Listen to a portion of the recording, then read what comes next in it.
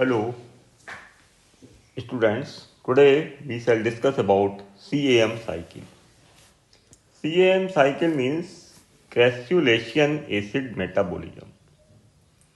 Introduction में सबसे पहले you will have to write this is the dark fixation of carbon dioxide in succulent. Means carbon dioxide का जो fixation होगा यहाँ पर वो डार्क में होगा, मतलब नाइट को होगा, और सकुलेंट प्लांट्स में ये साइकिल पाई जाएगी। देन कम टू सकुलेंट्स होते क्या हैं?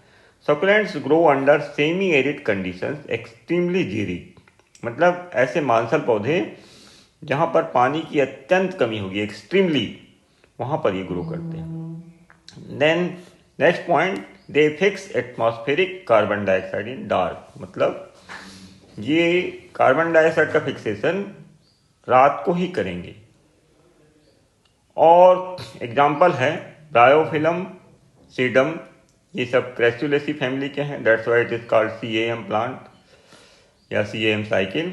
और कुछ कैक्टस हैं जैसे Opuntia, orchid, pineapple, they are also CAM plants. Xerophytic characters देखेंगे इसमें तो थिक क्यूटिकल रहेगी, संकन स्टोमेटा रहेंगे और रिड्यूस्ड लीफ रहेगी, और सकुलेंट्स रहेंगे, मीन्स मांसल पौधे रहेंगे।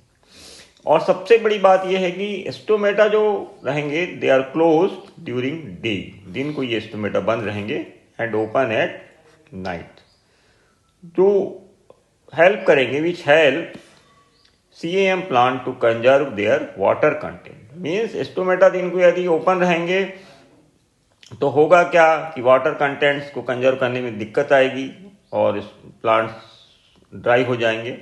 इसलिए कंजर्व करने के लिए वाटर कंटेंट को स्टोमेटा दिन को बंद रहेंगे और रात को ओपन रहेंगे, ताकि ये काम इजीली हो सके।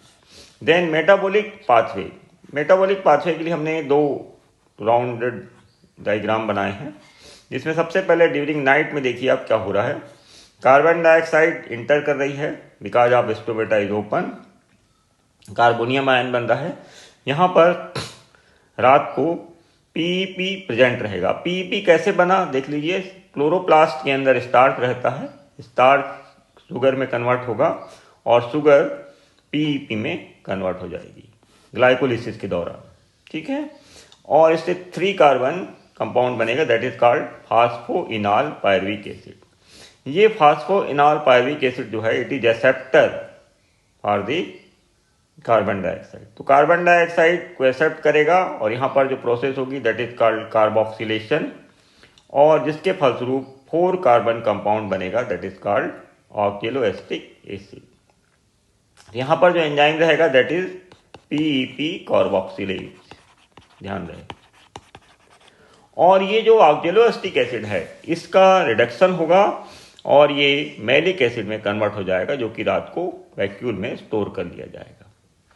तो ध्यान रहे जब रिडक्शन होता है तो इसको प्रोटॉन और इलेक्ट्रॉन चाहिए, तो यहाँ पर NADPH जो है वो ऑक्सीडाइज होगा और इसका electron proton malic acid oxaloacetic acid के द्वारा ग्रहण कर लिया जाएगा, जिसके फलस्वरूप वो मैलिक एसिड में रिड्यूस हो जाता है और ये मैलिक एसिड वैक्यूल में स्टोर कर लिया जाता है। तो रात को स्टोमेटा क्योंकि ओपन है इसलिए कार्बन डाइऑक्साइड को स्टोर करना आसान है।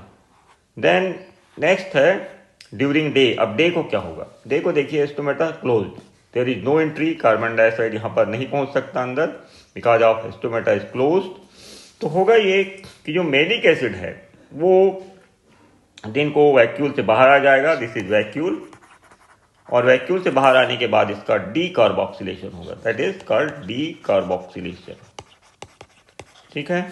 और यहाँ पर जैसे ही डीकार्बोक्सिलेशन होगा तो इससे प्रोटॉन इलेक्ट्रॉन रिलीज होंगे जो कि NADP के द्वारा एक्सेप्ट किए जाएंगे, और वो NADP जो कि ऑक्सीडाइज फॉर्म में है अभी वो रिड्यूज हो जाएगा NADPH+H में रिड्यूज हो जाएगा। और जो कार्बन डाइऑक्साइड निकलेगी वो इधर C3 साइकिल चलेगी, वहाँ पर ये RUDP के द्वारा एक्सेप्ट कर ली जाएगी।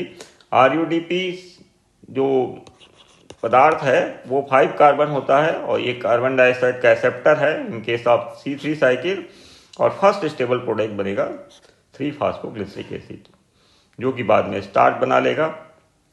और इधर से ये होता है कि जो डीकार्बोक्सिलेशन हुआ है दिन को, वो पायरुविक एसिड भी बनेगा, पायरुविक एसिड शुगर में कन्वर्ट हो जाएगा और शुगर फिर स्टार्च में कन्वर्ट होकर स्टोर्ड हो जाएगी।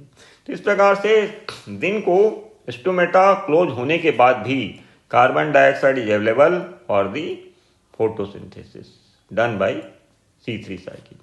इसके बाद डिटेल्स देखेंगे आप, diurnal pattern of organic acid formation, मतलब यहाँ पर जो पैटर्न है द्विविध क्रम है, मतलब ऑर्गेनिक एसिड जो है वो यहाँ पर किस प्रकार से बन रहे हैं दो द्विविध क्रम में।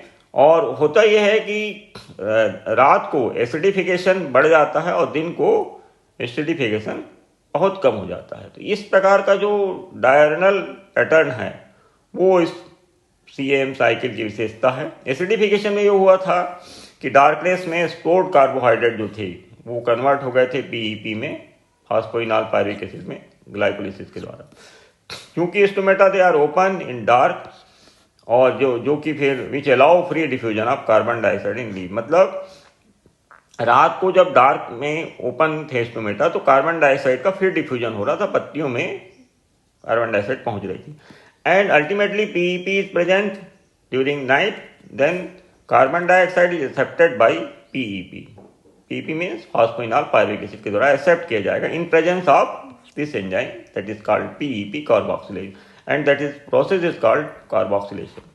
तो जिसके फलस्वरूप ये होगा, जैसे ही एक्सेप्ट करेगी तो ये it is converted into PEP जो है it is converted into 4 carbon compound that is oxaloacetic acid, and then there is a reduction of oxaloacetic acid in presence of dehydrogenase enzyme जिसका नाम है मेलिक एसिड डिहाइड्रोजिनेज एंजाइम, ये नाम लिखेंगे। तो oxaloacetic acid is then reduced into malic acid और NADPH2 is oxidise, NAD oxidise form में आ गया in presence of malic acid dehydrogen. अब ये जो मेलिक एसिड है नाइट में it is stored in vacuoles during night, because light नहीं है तो फोटोसिंथेसिस होने की कोई बात ही नहीं है। तो यहाँ पर मेलिक एसिड रात को वैक्यूल्स में स्टोर कर लिया जाता है। अब जैसे ही दिन होगा वैसे ही दिन में एसिड वैक्यूल से रिलीज होगा और उसका डीएसिडिफिकेशन होगा।